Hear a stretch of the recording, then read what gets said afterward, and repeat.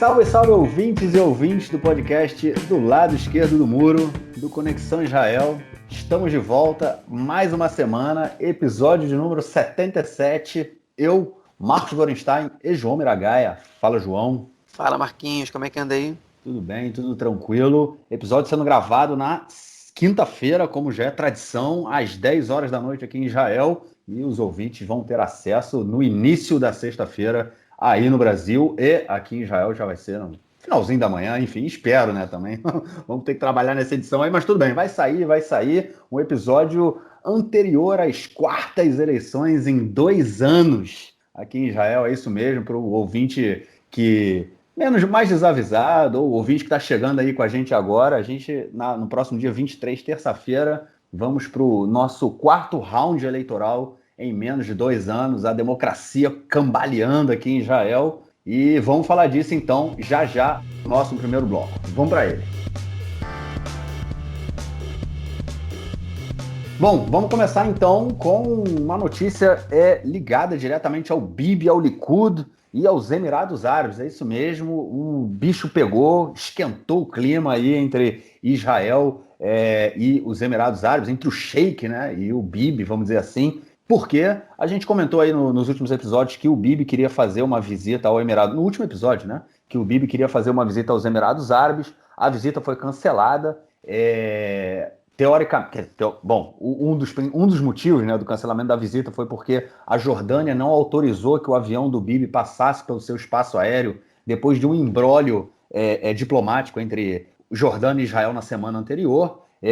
A Arábia Saudita também negou que o avião do Bibi fizesse o percurso também pelo seu espaço aéreo e acabou sendo cancelada a visita do primeiro-ministro israelense. Foi anunciado um investimento bilionário dos Emirados Árabes aqui em Israel, mas o que mais irritou, né, o sheik dos Emirados foi a tentativa de ser manipulado, né, e ser usado para influenciar nas eleições aqui em Israel do próximo dia 23. O sheik ficou pé da vida, não gostou disso e falou que o Netanyahu não pisa no solo dos Emirados, pelo menos até o dia 23 de março. João, o bicho pegou, hein, cara? Peraí, não foi só isso não, né? O Bibi ele não só proibiu, na verdade ele não só foi proibido, né, de entrar nos Emirados Árabes antes das eleições, mas ele também evitou o ministro do exterior, né, o Gabi Ashkenazi, de fazer uma visita oficial ao país. Enfim, alguns jornalistas apuraram aqui, e na verdade foi mais que um, né, que o Gabi Ashkenazi estava com tudo preparado para ir, como ele não é candidato a nada, o governo dos Emirados Árabes, né, a monarquia, aceitou receber o Gabi Ashkenazi para uma visita oficial, mas o Netanyahu vetou. Ele não queria que um político importante fosse ao país antes que ele, né? Agora, vamos voltar um pouquinho essa história até o que a gente comentou no podcast passado, né? Que foi quando a visita do Netanyahu foi adiada, porque teve crise com a Jordânia, né? Vamos voltar ao que a gente comentou lá. O Netanyahu estava com uma visita programada para ir para os Emirados Árabes pouco menos de 2 semanas antes das eleições, fazer uma visita oficial. Obviamente que ia cair muito bem para ele, porque ele podia fazer propaganda, né, dos seus feitos como primeiro-ministro nessa última cadência, entre elas, obviamente, a normalização dos acordos com os Emirados Árabes, que ele chama de acordos de paz, né, e ia vender seu peixe também, aproveitar essa visita oficial, um pouquinho antes das eleições, que já tinha sido 2 vezes, se não me engano, ou 3 vezes adiada anteriormente, e ia fazer essa visita. E ele...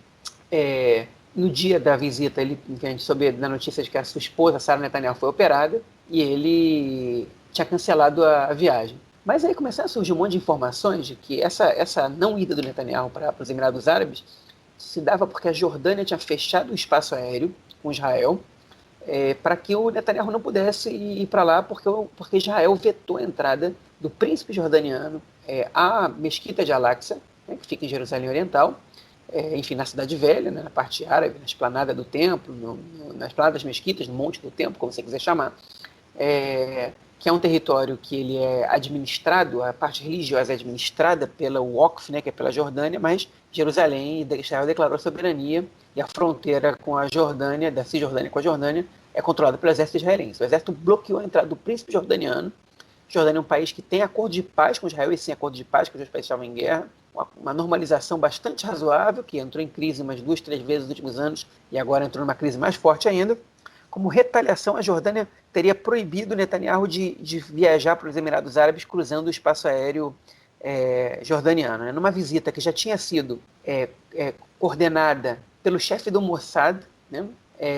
Porque as fontes do Ministério do Exterior não estavam conseguindo agendar essa visita, porque o governo dos Emirados Árabes se mostrava bastante reticente em receber o Netanyahu tão pouco tempo antes das eleições. Então a gente comentou, interessante qual o preço que Israel ia pagar para que essa visita acontecesse agora, uma vez que foi o chefe do Mossad, né, que estava coordenando essa visita.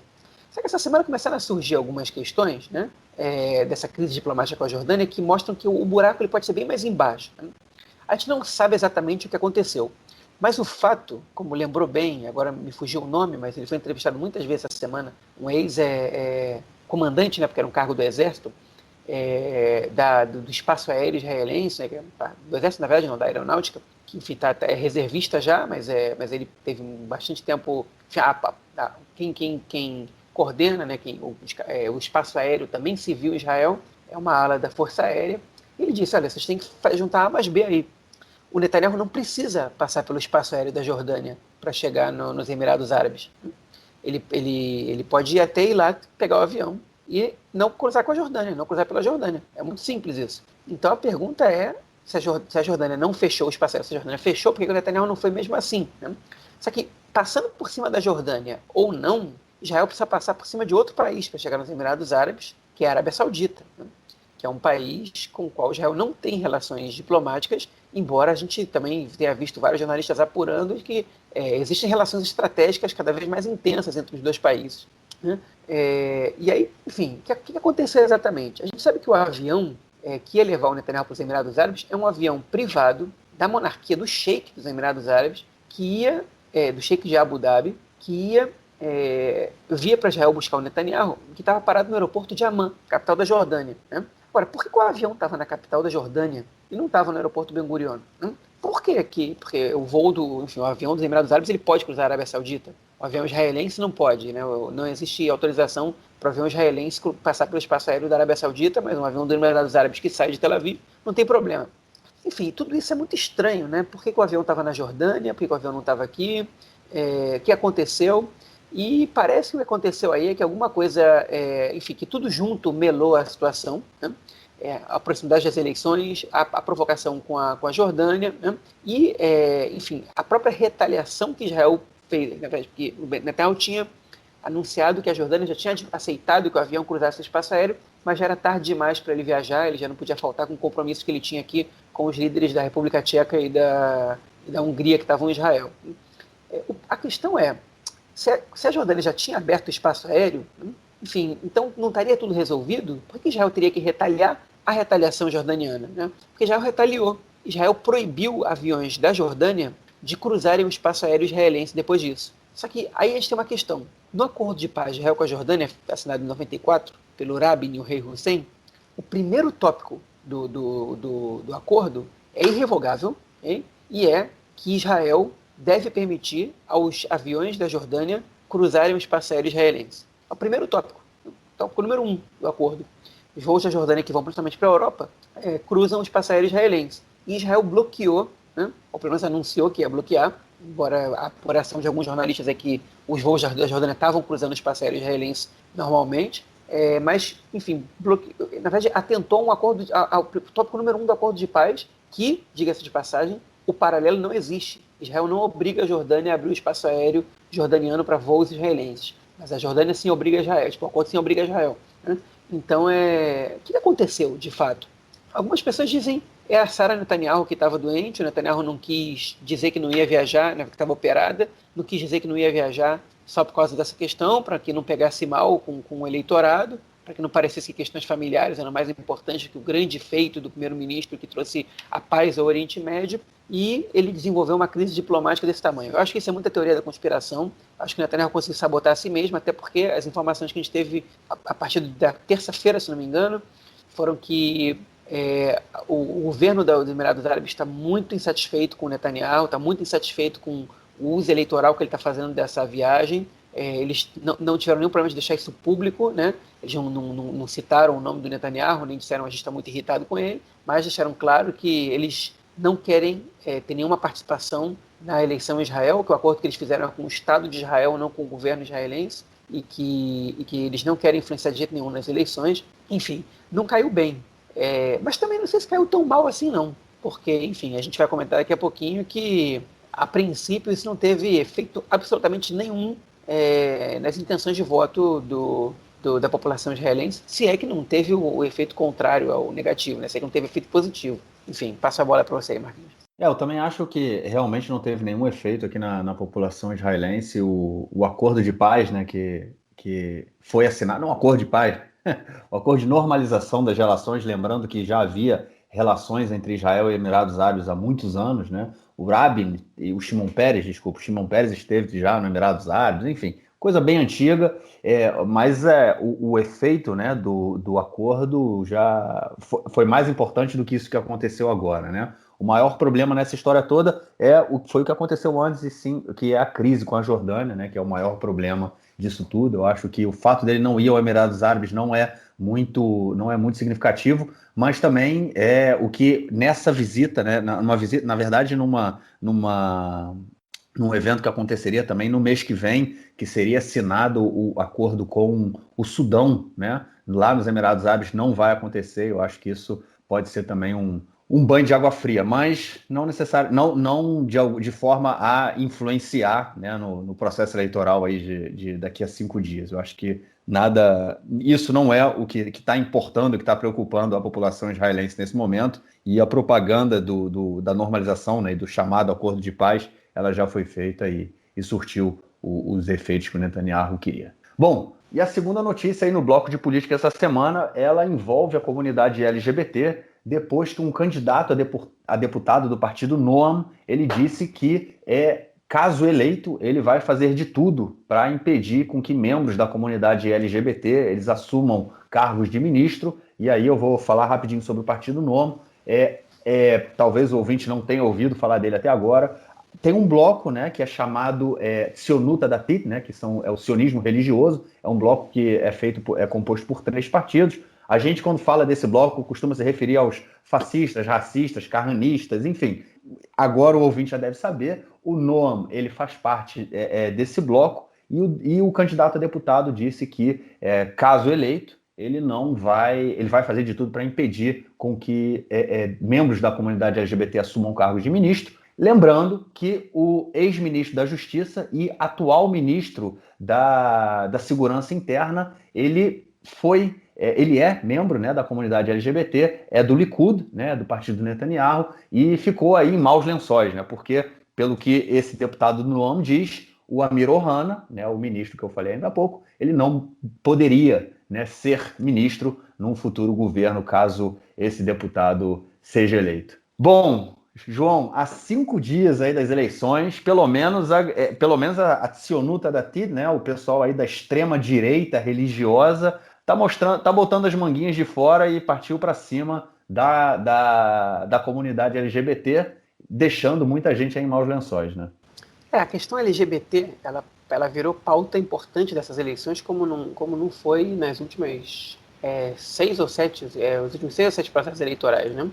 Por que eu estou dizendo isso? Porque não foi só esse caso, né? A gente tem que lembrar que na semana passada também a gente comentou aqui da deputada Zoabi do Meretz, né? Que não confundir com a Hanin Zoabi, ex-deputada do Balad, mas na verdade a deputada, a candidata número 4 do Meretz é Zoabi, porque ela é nova na política, e ninguém sabe se o Meretz vai conseguir passar a cláusula de barreira ou não, então ela ainda não é deputada, talvez venha a ser. Ela fez uma declaração dizendo que ela se absteria da votação da proposta, né, de proibição da cura gay, né, da segunda leitura, enfim, de uma nova proposta que venha a correr na Knesset, porque ela pertence à sociedade árabe e sabe que esse tema para a sociedade árabe é uma questão delicada, e que ela, mesmo sendo de um partido com visões politicamente liberais, não economicamente, mas sim politicamente liberais, ela se absteria nessa votação, que pegou muito mal para o Meretz, cujo o líder do partido é homossexual e é militante da causa LGBT, o Nitzan Horowitz.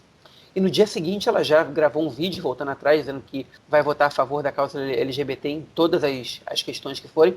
Um prejuízo bastante grande para o Meretz, que já está aí na corda bamba, e ter uma incoerência interna dessas é bastante problemático, mas enfim, essa tinha sido uma questão. E alguns partidos aproveitaram disso para rir um pouco do Meretz, né? Para tripudiar um pouco, olha só o Meretz, né? Colocando árabes para ter representatividade árabe no partido, de repente descobre que isso tira a representatividade LGBT, enfim, ironizando as escolhas do partido, que a gente até criticou na semana passada, não pelas escolhas em si, mas pela forma como o partido está lidando com a situação. Enfim, e esse na verdade, foi o primeiro caso importante, né? Porque o Meretz até então estava ali usando essa pauta como essa pauta número 1, da mesma maneira que o Partido Trabalhista usa a questão da igualdade de gênero, já que é o único partido que tem uma líder mulher. O Meretz estava usando a causa LGBT porque é o único partido, inclusive na história, que tem um líder homossexual, né? LGBT, inclusive, enfim. E essa semana isso estourou na cara de vários partidos, né? Por que eu digo isso? Na verdade, essa questão já tinha estourado há alguns meses, a gente comentou aqui no podcast, porque o partido Yamina, na verdade o Meretz mesmo, lançou uma proposta de lei para proibir a cura gay. E essa proposta, ela rachou o governo naquele momento. O Azul e Branco votou a favor da proposta para proibir a cura gay, e o Likud, na verdade, obrigou os seus deputados a votarem contra. Mas alguns deputados do Likud se recusaram a votar contra, como, por exemplo, o ministro Amir Ohana, ministro da Segurança Pública, que é homossexual, né? É o primeiro deputado abertamente homossexual do Likud, e ele falou, não posso votar a favor de uma proposta, não posso votar contra uma proposta dessa, eu não posso me abster, eu vou votar a favor, só contra que tenha cura gay. Você não tem doença nenhuma, nem nenhum homossexual, enfim, ele é casado, e falou, nem eu, nem meu marido, nem ninguém da minha comunidade LGBT, enfim, tem nenhuma doença para ser curada, e principalmente por esses métodos, enfim, isso deu um racha dentro do próprio Likud, então essa questão polêmica já está rolando por aí. E o Meretz estava surfando nessa onda, depois veio um contra na sua frente, e agora essa questão ela rodou um pouquinho mais. Por quê? Como o Marquinhos falou, o Noam, que é um dos 3 partidos que compõem essa lista do sionismo ortodoxo, né? O Tzionut Datit, né? Chefiado pelo Bezalel Smotrich, que é ex-parceiro do Bennett, fazendo só um parênteses, esses 3 partidos estão concorrendo juntos, mas eles já anunciaram que depois das eleições eles vão se separar. Né? Nunca tinha visto um negócio desse antes. Eles já anunciaram que vão se separar depois das eleições. Mas, enfim, o Noam, que é um desses 3 partidos, um dos principais ativismos do Noam, né, uma das principais bandeiras do partido, é lutar contra os direitos da comunidade LGBT. É um partido abertamente homofóbico. E o número 2 do Noam, que é o número 13 da lista, fez um comentário dizendo que vai trabalhar para que o governo não tenha nenhum ministro homossexual. E aí, o Bezalel Smotrich teve hoje num programa de rádio, né, a Galei Tzahal, na Rádio do Exército, e perguntaram para ele sobre isso. E ele falou, enfim, ele falou, olha, eu não concordo com essa visão, acho que a gente não tem que trabalhar para isso, mas obviamente que eu, como uma pessoa religiosa, né, ortodoxa, tenho uma visão sobre a questão da homossexualidade conservadora. Ele não disse exatamente qual é essa visão, mas não precisa de muito para deduzir, né? Ele falou, agora, quero deixar claro que o ministro Amir Ohana não é um ativista LGBT, apesar de homossexual, ele é um sujeito sério, honrado, correto, e não faz ativismo, não usa o seu lugar para fazer ativismo, né? Enfim, ou seja, é um homossexual bom, homossexual quieto, né? E o Amir Ohana deu entrevista logo depois, né? Teve comercial, e logo depois o Amir Ohana deu entrevista para o mesmo programa. E aí eles mostraram para ele o trecho do que o Smotrich disse. O Amir Ohana é um sujeito muito inteligente, muito bom entrevistado, né? Ele sabe responder as perguntas muito bem, ele sabe quando mudar de assunto, ele sabe quando... ele mantém o tom razoável durante a entrevista inteira, ele dá respostas que os entrevistadores não esperam, né? E muitas vezes ele tentou fugir da questão, porque perguntaram, isso é racismo por parte deles, né? Ele falou, não, isso não é racismo, mas isso é LGTB-fobia. E ele falou, olha, dizer que você não quer que tenha um ministro homossexual no governo, enfim, eu não posso dizer que outra coisa senão que uma ação LGBT-fóbica. Ele falou, então o que você está dizendo é que no partido do sionismo religioso é um partido LGBT-fóbico? Ele falou, não, tem posturas. Aí ele falou, mas isso aí acontece em 2 campos. A gente viu esse deputado do Meretz, viu o Ahmed Tibi, que é um deputado importante da lista unificada, né? E disse há pouco tempo que esse fenômeno da homossexualidade é um fenômeno que na sociedade árabe não aparece tanto, e que a lista unificada vai votar não vai avançar com nenhuma questão dessa, então tem na esquerda, como se vê, significado até no Meretz, sem levar em consideração, obviamente, que a deputada do Meretz voltou atrás no que ela diz, a candidata do Meretz, perdão, e falou, e também tem outros partidos também, por exemplo, a Victor Lieberman, quando a gente fez governo em 2013, um governo que não tinha os partidos ultra-ortodoxos, né, o governo, o Likud, o Yesh Atid e o Atnuá, que era o partido anterior da Tzipi Livni, nas reuniões ministeriais, votaram a favor de avançar com os direitos LGBT. E quem votou contra foram os partidos da Casa Judaica, que é o atual Yamina, né? E o partido do Lieberman, Israel Nessa Casa. Eles votaram contra a comunidade LGBT. Então ele vem com esse papo agora de direitos civis e blá blá blá.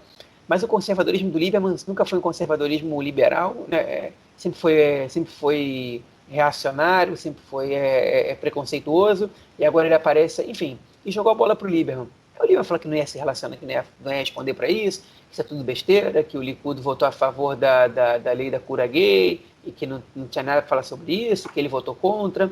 E aí, enfim, apareceu uma artista, né, na televisão hoje, no Canal 13, chamada Nicole Reidman, né, cujo marido é próximo do Lieberman, e ela diz que escutou o Lieberman falar algumas vezes que, enfim, declarações de cunho bastante homofóbico, que homossexuais que se comportem como gente, que não, enfim, coisas desse tipo, né?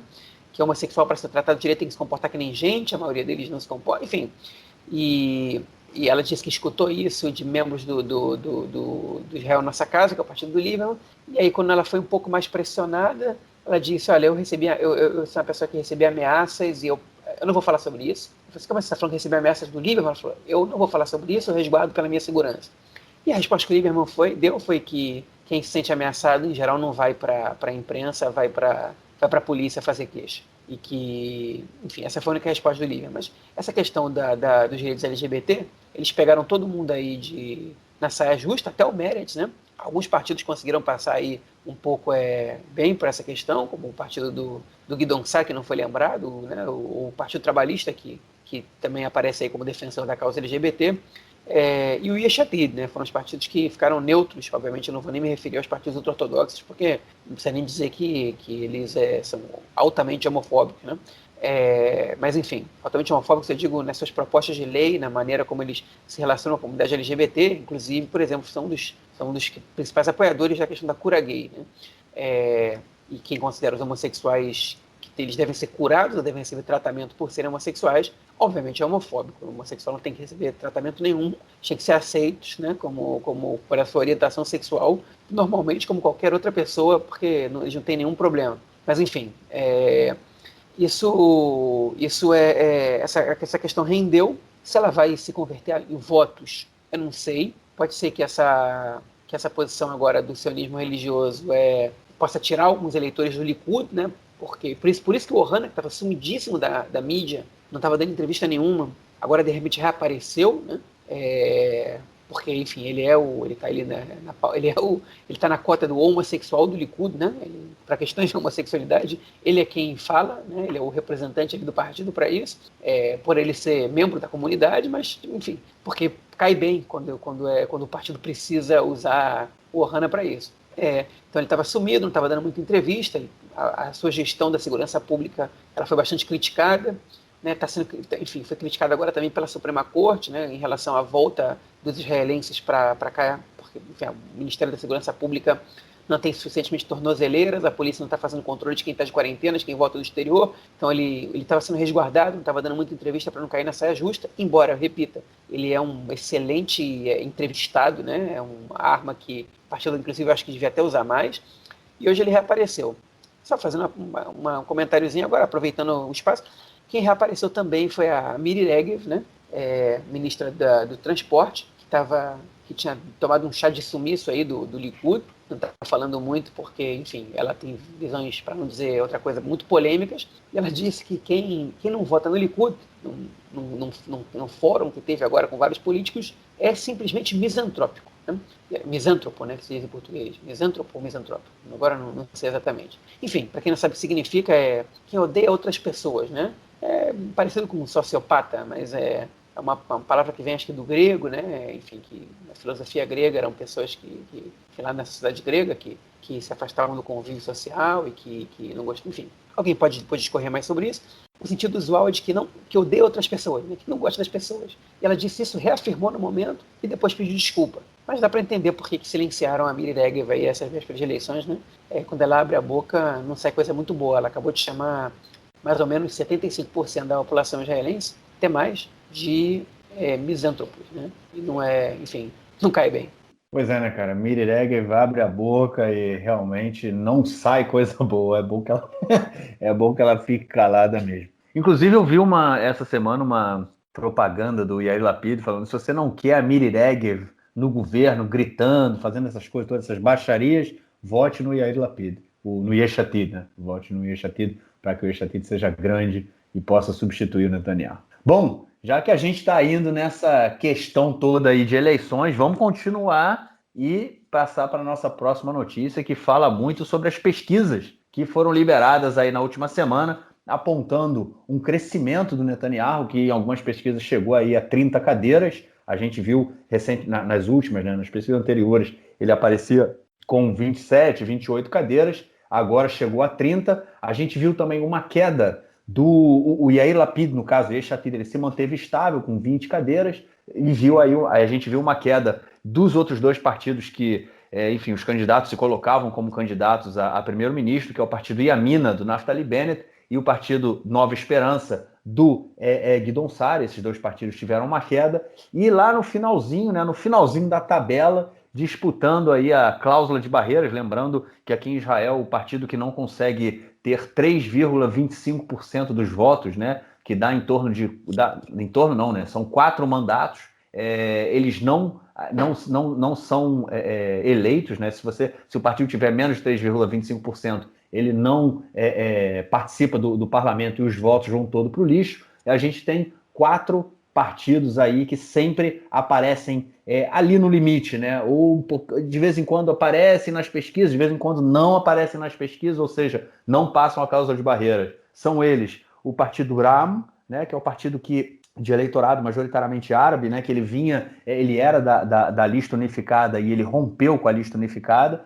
e está concorrendo sozinho. O partido do deputado Mansur Abbas. Tem o partido Meretz, né, que é da esquerda sionista, que também, geralmente, nas eleições em que ele disputou sozinho, né, sempre fica nessa tensão aí, se vai passar ou não a cláusula de barreiras. Nas pesquisas que foram realizadas na semana passada, o Meretz, em várias dessas pesquisas, não passava a cláusula de barreiras e agora volta a aparecer ali com 4 cadeiras. O partido do Benny Gantz, né, que chegou aí, é o suplente de primeiro-ministro e pode ser que no próximo parlamento ele nem esteja, né? Também é um partido que está beirando a causa de barreiras. E, por fim, o partido, né, do sionismo religioso, que a gente comentou dele ainda há pouco, também ali sempre respirando, querendo ver se chega na causa de barreiras. De vez em quando aparece com 5 cadeiras, de vez em quando com 4. Mas, enfim, são 4 partidos aí disputando aquele limite bem ali no final ali da tabela. Se não passar, os votos não são contados, vão para o lixo, e isso aí realmente muda completamente o cenário eleitoral. São 4 partidos que correm o risco de não serem representados no próximo parlamento, terem seus votos desqualificados, né, vamos dizer assim, e isso muda a proporção, muda a relação e muda a formação do próximo parlamento. João, essa eleição aí tem esse drama extra, né? Que são 4 partidos que podem não passar a cláusula de barreiras, né?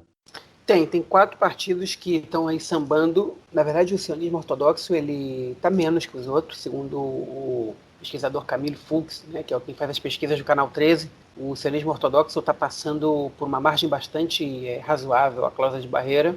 Por mais que em alguns lugares ele apareça com 4 cadeiras, o Camilo Fuchs acha que o partido está totalmente fora de perigo. E a direita também está se mobilizando, tanto por parte do Likud quanto dos partidos ortodoxos, para que algumas pessoas votem no sionismo religioso para garantir que eles vão passar a cláusula de barreira. E o Yair Lapid também tomou essa atitude essa semana. Ele disse que precisa que o Meretz passe da cláusula de barreira. Enfim, ele estava atacando o azul e branco até pouco tempo atrás e ele parou de atacar. Acho que ele entendeu que sem o azul e branco, o Netanyahu muito provavelmente vai chegar nas 61 cadeiras. Né? Porque se até pouco tempo atrás o Netanyahu estava com dificuldade de chegar nas 61 cadeiras, até mesmo quando um ou dois partidos não passavam a cláusula de barreira, agora ele nas pesquisas que fizeram hoje do canal 13 e do canal 11, o Netanyahu ele está com 60 cadeiras, o bloco dele, né? 60, falta uma só para ele passar. E nessas duas pesquisas, todos esses partidos passaram a cláusula de barreira. O único que não passou realmente foi o Partido Econômico lá do Yaron Zeliha, que não passou nenhuma pesquisa, embora também não esteja murchando como a gente esperava que fosse acontecer. Talvez no dia das eleições ele murche, mas até agora não murchou. Está ali faturando 2%, 2,2%, 2,5%, às vezes até 2,7% dos votos, né? O que representa de 2 a 3 cadeiras que podiam ter ido para partidos do bloco da oposição, né? Porque ele já disse que ele é total oposição ao Netanyahu. Mas enfim, o que a gente está percebendo aí? Né? Primeiro, o Meretz parece dar uma fortalecida, né, nessa última semana, passou em todas as pesquisas, todos os canais, com 4 cadeiras, né, ali no limite, mas passou. Em alguns ele não estava passando. No canal 11, que faz uma pesquisa por semana, o Meretz nas últimas 2 semanas não tinha passado. Hoje passou. Se não me engano, hoje é a última pesquisa que eles fazem até as eleições. Até a boca de urna, quando a gente vai realizar que é a live do Conexão Israel, né? Às 9h30 da noite, depois a gente comenta de novo. Mas enfim, o Meretz agora se manteve estável. O Uram, né, também se manteve estável, tem passado em todas as últimas. E o azul e branco, ele chegou a ter 5 cadeiras, um pouquinho tempo atrás, começou a cair para 4 cadeiras e ficou ali nas 4. Enfim, não dá para saber o que vai acontecer com esses 3 partidos. Realmente não dá para saber. E tirando o Uram, que ninguém sabe de que lado eles vão estar, tanto o azul e branco quanto o Meretz são 2 partidos que qualquer um dos 2 que não passe, né, muito provavelmente vai ser decisivo para dar a vitória para o Netanyahu. O Netanyahu pode vencer até se todos eles passarem, mas se um deles não passar, a tendência é que o Netanyahu vença. Ele está crescendo, do mesmo jeito que o Meretz também deu uma fortalecida. A gente pode perceber outras tendências que são do Partido Trabalhista dando uma enfraquecida. Eles chegaram a aparecer com 7 cadeiras há uma semana e meia atrás. Hoje já tem pesquisa dando só 5 cadeiras, Partido Trabalhista, e 5 cadeiras já começa a ficar perto da cláusula de barreira também. Cair nesse momento é perigoso. O Yamina caiu para 9 cadeiras nas 2 pesquisas que tiveram hoje, né? Numa delas ele teve acho que 10, na outra teve 9. O Partido Guidon Saro, Nova Esperança, também teve uma queda já nas últimas semanas, também está aparecendo com menos de 10, né? E o Yair Lapid, com seu partido Yesh Atid, se fortaleceu, também está aí na faixa das 20 cadeiras, mas quem se fortaleceu realmente foi o Likud, né? Que está aparecendo com 30, 31, em função principalmente do Naftali Bennett, que o Likud se reforçou, ou seja, o bloco não ganha tanta força assim. A campanha que ele fez, né, ou ele ou o Lapid, pode ser que tenha funcionado. Eu acho que o que funcionou para o Netanyahu é a crise, o otimismo da vacinação, né?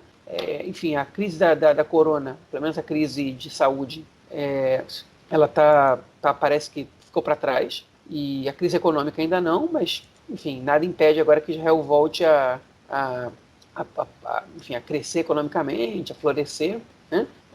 Pelo menos no otimismo popular. A gente sabe que tem outras coisas que impedem, a gente não tem orçamento público, a gente tem uma crise institucional muito grande, mas enfim, os eleitores que estavam em dúvida, eles podem muito bem agora correr para o Netanyahu, como aparentemente está acontecendo essa tendência, que pode dar para ele essa vitória, né, no final das contas. O Netanyahu disse que não tem a menor chance de ele fazer uma rotatória, um governo de rotação com o Naftali Bennett. Ele está esperando que o Bennett se curve a ele, realmente com 9, 10 cadeiras. O Bennett não vai ter nenhuma condição de pleitear ser primeiro-ministro em nenhum cenário possível.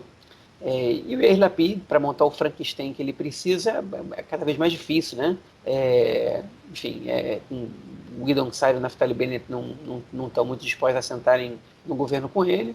Então o Yair Lapid, ele vai ter que ter um crescimento muito maior agora, nesses últimos dias, e em função também do não enfraquecimento do azul e branco nem do Meretz, né? O que é, enfim, muito difícil que o bloco de centro-esquerda cresça muito, porque se o Yair Lapid tirar votos do Guidon Saro, não é que muda radicalmente a situação, né? Se ele tirar votos do Bennett, pode ser, mas o Bennett está começando a chegar no piso dele, que deve ser mais 8 cadeiras, e menos que isso, dificilmente vai ser. Então, o que a gente está vendo aí é um cenário que indica que o Netanyahu se aproxima da vitória. Se eu tivesse que apostar hoje, se você me perguntasse há uma semana, eu diria que a tendência maior é que a gente tivesse quintas eleições. Se você me perguntar hoje, eu acho que a tendência maior é que o Netanyahu ganhe as eleições, num bloco formado por ele, pelo sionismo ortodoxo, pelos partidos ultra-ortodoxos, né? O Shas, o judaísmo da Torá, e pelo partido Yamina do Naftali Bennett. Um governo só com partidos de direita e ortodoxos, com exceção do Likud, que é um partido que não é ortodoxo, embora tenha alguns ortodoxos no partido.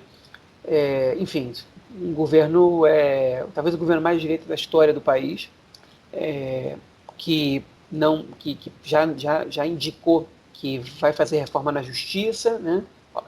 Enfim, com as propostas mais esdrúxulas, desde encher a Suprema Corte de juízes, mais de 30 juízes, até legislar para que o primeiro-ministro e nenhum ministro em exercício possa ser sequer investigado por crimes ou por nada, enfim. Um governo cuja maior parte dos seus membros, a imensa maioria, se não todos, são totalmente contra a criação do Estado palestino. Enfim, uma situação bastante radical, né? Até para os padrões israelenses que transforma radicais de direita em centristas nos últimos anos. Para mim, essa é a tendência, que o Netanyahu ganhe as eleições. Pode ser que eu queime a língua, mas se eu tivesse que apostar hoje, eu apostaria nisso.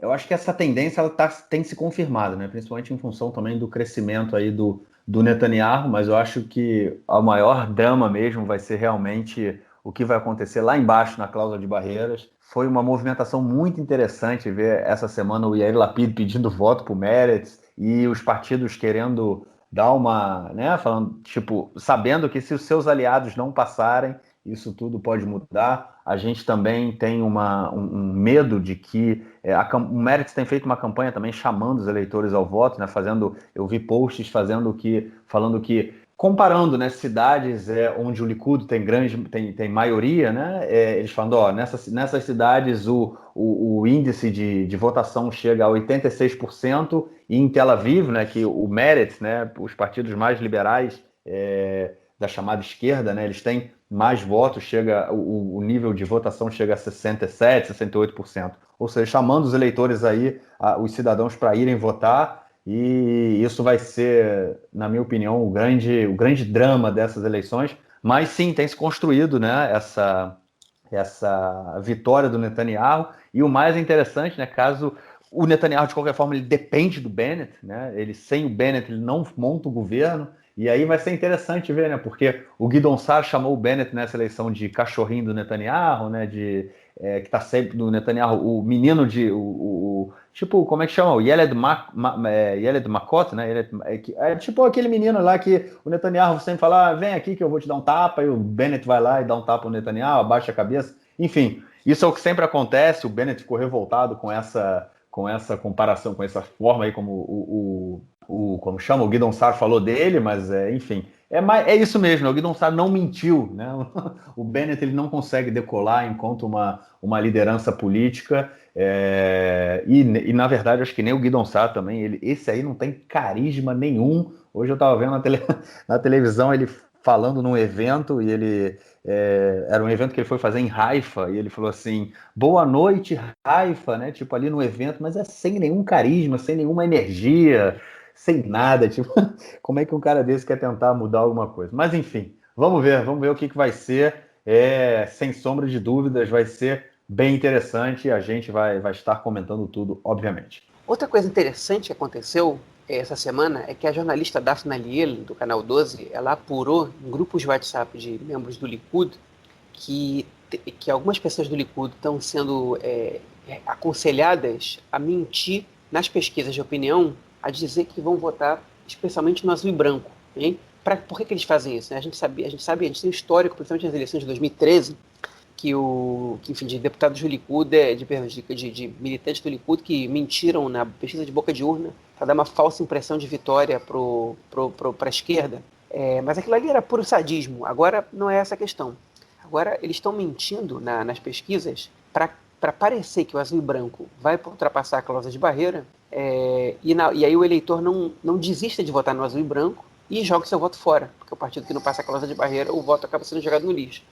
Então, enfim, essa é uma suspeita que tem. Na verdade, a gente sabe que isso está acontecendo, mas segundo o coordenador da pesquisa do Canal 12, eles estão preparados para esse tipo de mentira.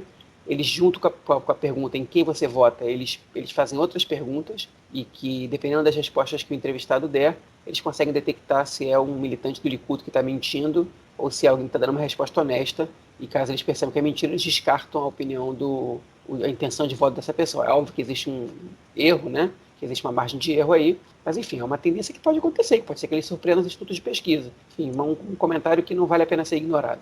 E, aliás, quando ela fez essa revelação no Twitter, a Daphne Liel, essa jornalista, ela foi, isso foi confirmado por militantes do Likud que foram lá no Twitter dela confirmar isso. E disseram, é verdade, a gente mente mesmo e tal, vocês vão perder a eleição, porque a estratégia da gente é essa, olha só, você descobriu a pólvora, esse tipo de comentário eles fizeram no Twitter dela. Então, não é fogo de palha, realmente isso acontece. Bom, vamos então para o nosso terceiro bloco para a gente falar de outras notícias da semana aqui em Israel. Bom, nesse nosso próximo bloco a gente vai estar falando de uma notícia que saiu aqui, bem interessante, né, na área de cultura, arqueologia, história, né? E prometemos aí na semana que vem trazer um convidado para estar falando melhor disso para a gente. Mas lá na mesma região onde há, se eu não me engano, cerca de 60 anos atrás foram achados os pergaminhos do Mar Morto, foi feita uma nova descoberta arqueológica, onde novos objetos foram achados aí, objetos milenares, inclusive mais novos pergaminhos, né, que foram escritos em gregos, e outros objetos aí como cestas, moedas, enfim, coisas bem interessantes. Mostra aí, mais uma vez, que essa região foi habitada há muitos e muitos anos atrás. João, mais uma descoberta, eu acho que foi a maior descoberta, né, desde a descoberta dos pergaminhos do Mar Morto, né? E esses novos itens aí, em breve, também vão estar disponíveis para visitação no público no Museu de Israel. Bem legal, né, cara? Muito legal, muito interessante. Parece que foi uma descoberta muito grande, né? Com muitos utensílios, muito heterogêneos, né? Desde crânios de 6 mil anos atrás, uma bolsa de 10 mil anos atrás, até fragmentos bíblicos de 1900 anos atrás, né, no deserto de Judá, que fica na Cisjordânia. Enfim, agora tem que esperar ser apurado, as descobertas foram feitas, agora os arqueólogos têm que ir, têm que classificar, têm que fazer todo o estudo deles, os historiadores também vão poder dar uma olhada, né, reescrever a história, ou acrescentar, escrever novos capítulos da história antiga, que as descobertas arqueológicas são muito relevantes para que a gente possa tapar buracos e que a gente possa também consertar algumas teses que às vezes têm algumas falhas, né? Mas, enfim, é muito interessante isso. Eu acho muito interessante quando a gente acha arqueologia que tem a ver com a época bíblica, né? Nesse caso não é exatamente bíblico, fala principalmente da revolta de Bar Kokhba, que é do ano 132 a 135 da Era Comum já, né? Mas, enfim, que estão presentes, por exemplo, no Talmud, né? Judaico, né? É uma das principais fontes judaicas, e que é interessante a gente ver. Primeiro, tem duas coisas muito interessantes, né? Primeiro, que é quando a descoberta arqueológica ela confirma a narrativa bíblica, né? Ou ela dá algum sentido, ela mostra que, ao menos parcialmente, o que estava escrito ali é verdade, né? Isso é muito interessante, porque a gente vê que a Bíblia ela é inspirada, de alguma maneira, do que acontecia, né? Não é só um livro de mitos, né? Então, isso também é perigoso, por outro lado, a gente pode até discutir isso em algum episódio especial mais para frente, mas essa parte que é interessante. A outra parte que também é muito interessante é quando a arqueologia ela desmente a narrativa bíblica totalmente, né? Porque aí a gente pensa, ok, então, de onde é que a Bíblia tirou essa história? De onde é que veio isso? De onde é que, enfim, por que essa história está aí? Será que ela é roubada entre aspas, não? Será que ela é tirada de algum outro contexto, algum outro povo? Como, por exemplo, a história do Noé, que é praticamente uma cópia da lenda do Gilgamesh, que é se não me engano, um conto mitológico babilônio, né? Mas, enfim, a gente começa a pensar de onde que tiraram essa história, ou seja, se isso se contradiz, será que só está errado a linha do tempo, ou se inventaram isso do nada, né? Enfim, tudo isso faz a gente questionar bastante os porquês da Bíblia. Enfim, tudo isso para mim é muito interessante, eu acho muito legal. E agora torcendo para os historiadores de história antiga, que não é meu caso, e para os arqueólogos poderem fazer um bom trabalho aí com essas novas fontes, para poder escrever para a gente a história né? Registrar os novos fatos históricos, desenvolver a ciência humana e que a gente possa, enfim, no futuro elucidar e esclarecer esses episódios de maneira mais clara, né? Para todo mundo, de maneira mais compreensível e mais completa, né? Que é o nosso grande objetivo como historiadores, falo por mim, que hoje em dia não trabalho mais com pesquisa, mas já fiz as minhas, e que, enfim, que o nosso objetivo é poder contar como as coisas aconteceram com base nas fontes, nos fatos históricos, e eu acho que cada descoberta dessas é um prêmio para a gente, né? Para a nossa geração que sabe lidar com isso. Sem sombra de dúvida, é uma descoberta muito legal, né? Eu acho que é uma região aqui muito rica, né, nesse tipo de descoberta. Sinceramente, há uma semana, na sexta-feira da semana passada, eu fui fazer uma caminhada com um amigo meu, André, que, enfim, é guia turístico também, e ele...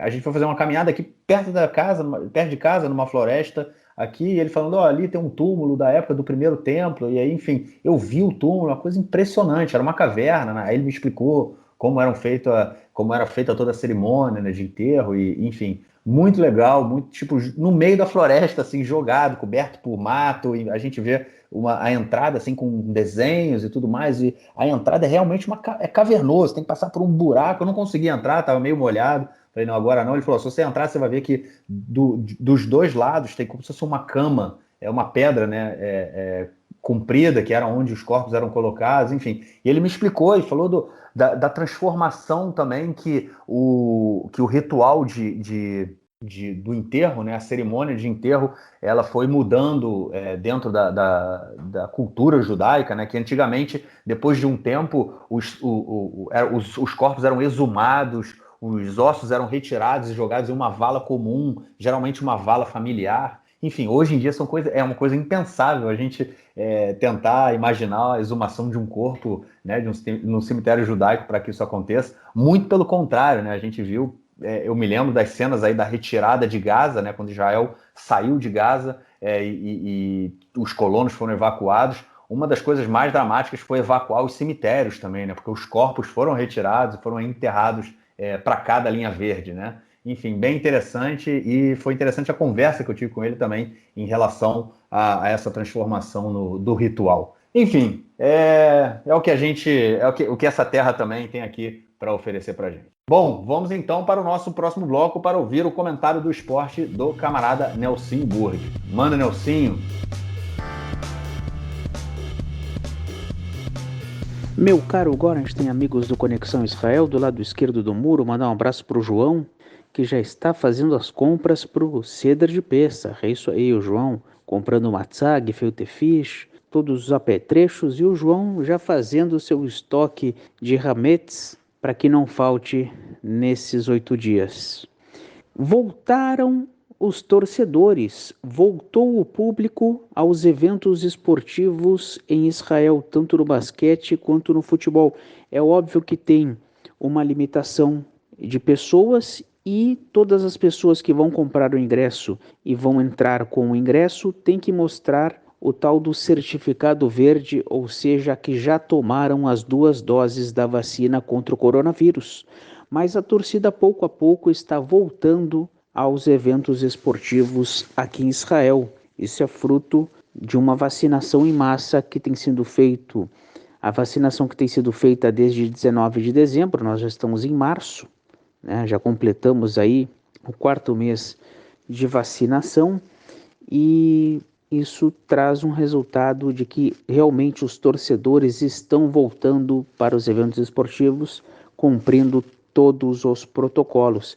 É isso aí, um grande abraço e até a próxima semana. Valeu, Nelsinho, obrigadão pelo comentário, e como não podia deixar de ser, te esperamos na semana que vem. Bom, agora é aquela promoção que a gente deveria ter feito no início e eu esqueci de fazer, então ela vai agora. Gente, no dia 23 de março, terça-feira, às 4h30 da tarde, horário de Brasília, 9h30 da noite, horário de Israel, eu e o João vamos fazer, né, uma live no canal do Conexão Israel, na página do Conexão Israel, né, no YouTube, para quem quiser, youtube.com/Conexão Israel, vocês acham facinho, a gente vai fazer uma live comentando aí o resultado das bocas de urna das eleições israelenses. O João acabou de comentar, né? Falou das pesquisas que são feitas e que enfim, pessoas mentindo na pesquisa. Enfim, a gente tem 10 horas da noite aqui, quando as urnas são fechadas, os 3 canais de televisão lançam as pesquisas, falam as pesquisas, e a gente vai comentar aí o resultado, trazendo para vocês em cima do lance, ao vivo. A gente começa a nossa transmissão às 9h30 da noite aqui em Israel, meia hora antes do fechamento das urnas, já comentando as movimentações aí do dia, e às 10 horas a gente lança em primeira mão o resultado da boca de urna. Não é o resultado final das eleições, né? Lembrando aqui que também aqui não tem urna eletrônica, o papelzinho apontado na mão ali, né? O voto manual. Enfim, a gente só tem resultado geralmente no dia seguinte, se não houver muita confusão. Mas é isso, esse recado está sendo dado já. Eu estou terminando de fazer um post para a gente colocar aí nas redes sociais, para vocês também compartilharem com todo mundo. João, algo mais a acrescentar, cara? Não, podemos ficar por aqui mesmo. Beleza. Então a gente fica por aqui e a gente volta na semana que vem com o podcast, no episódio 78 na semana que vem. Porém, antes, vocês que nunca me viram e nunca viram o João vão poder nos ver na live, porque vocês só nos ouvem, né? Agora vocês vão poder nos ver e enfim, reconhecer a nossa caroça aí, né? Que a gente nunca conhece. Eu, pelo menos, assim, eu sempre fui um cara que gostei muito de rádio. E antes da gente ter internet, né, eu não sabia quem eram os radialistas que eu ouvia. E sempre que eu tinha aquela imagem dele, era um choque, né? Então, enfim, espero que os ouvintes não fiquem muito chocados com a gente. É isso, gente. Então, como a gente falou, semana que vem episódio, mas na terça-feira, 9h30 da noite, horário de Israel, 4h30 da tarde, horário de Brasília, live no canal do Conexão Israel. Valeu, gente. Um grande abraço. Vou poder ver quem tem cabelo e quem é careca. Pois é. Quem tem muito cabelo e quem é careca, né?